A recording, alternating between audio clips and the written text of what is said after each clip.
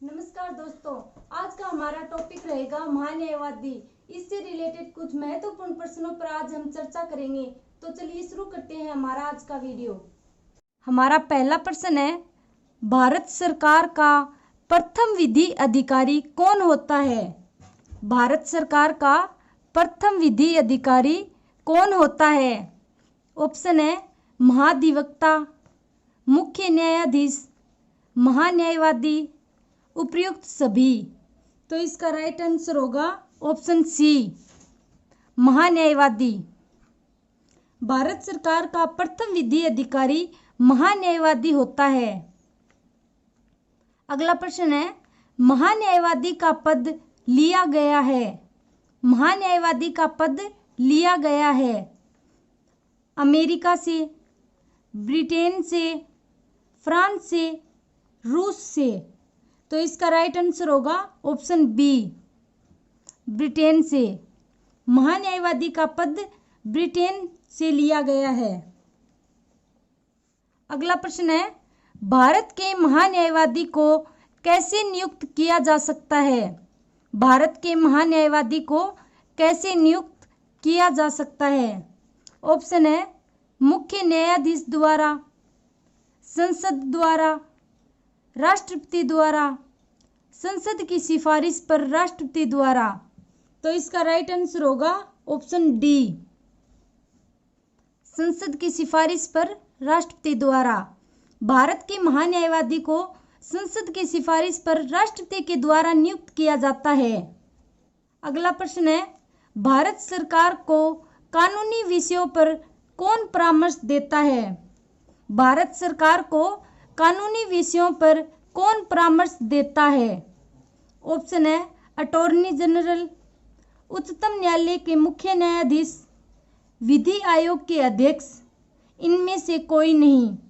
तो इसका right answer होगा option A, attorney general. Bharat सरकार को कानूनी विषयों पर परामर्श अटॉर्नी जनरल अर्थात महान्यायवादी देता है। अगला प्रश्न है, भारत के महान्यायवादी के बारे में असत्य कथन है। दिए गए कथनों में से असत्य कथन बताना है आपको। ऑप्शन है संसद की कार्यवाही में भाग ले सकता है, अपने विचार प्रस्तुत कर सकता है, परामर्श एवं सलाह दे सकता है, मतदान कर सकता है। तो इसका राइट आंसर होगा ऑप्शन डी, यह कथन असत्य है। अनुच्छेद 88 में उल्लेखित है कि भारत का महान्यायवादी संसद की कार्यवाही में भाग ले सकता है, अपने विचार प्रस्तुत कर सकता है, परामर्श एवं सलाह भी दे सकता है, लेकिन मतदान होने की स्थिति में मतदान नहीं कर सकता है। इसलिए इसका राइट आंसर होगा ऑप्शन डी। अगला प्रश्न है, महान्यायवादी का कार्यकाल होता है। महान्यायवादी का कार्यकाल होता है। ऑप्शन है 5 वर्ष, 4 वर्ष, राष्ट्रपति के प्रसाद पर्यंत, प्रधानमंत्री के प्रसाद पर्यंत। तो इसका राइट आंसर होगा ऑप्शन सी, राष्ट्रपति के प्रसाद पर्यंत। महान्यायवादी राष्ट्रपति के प्रसाद पर्यंत अपने पद पर बना रहता है, इसका कोई निश्चित कार्यकाल नहीं है। अगला प्रश्न है, भारत के प्रथम महान्यायवादी थे। भारत के प्रथम महान्यायवादी थे K Venugopal, S C. Setalvad, Soumitra Sen, V Ramaswamy. तो इसका राइट आंसर होगा option B, S C. Setalvad. Bharat के प्रथम महान्यायवादी एस.सी. सीतलवाड़ थे और इनका महान्यायवादी के रूप में सर्वाधिक कार्यकाल है।